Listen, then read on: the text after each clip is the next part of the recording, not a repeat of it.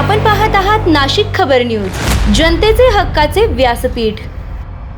नाशिकसह पुण्यात अवकाळी पावसाचा जोरदार तडाखा बसला असून शहरातील जनजीवन विस्कळीत झाले।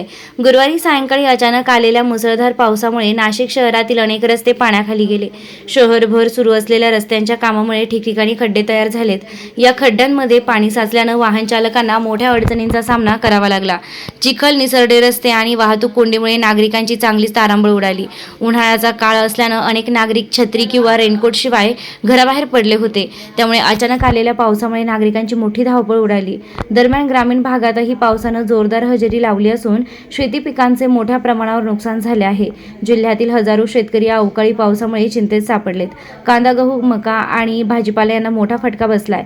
हनुमान जयंतीच्या पार्श्वभूमीवर सुरू असलेल्या उत्सवांना पावसाचा फटका बसलाय। काही मंदिर परिसरात पाणी साचल्याचं चित्र पाहायला मिळालं। दरम्यान हवामान विभागानं पुढील 3 दिवसासाठी पावसाचा इशारा दिला असून जिल्ह्यासाठी येलो अलर्ट जारी करण्यात आलाय। तशी 40 ते 50 किलोमीटर वेगानं वारे आणि विजांचा कडकडाट होण्याची शक्यता व्यक्त करण्यात आली आहे। अवकाळी पावसामुळे उकाड्यापासून दिलासा मिळाला असला तरी आगामी पावसाळ्यातील परिस्थितीबाबत मोठा प्रश्नचिन्ह निर्माण झालंय।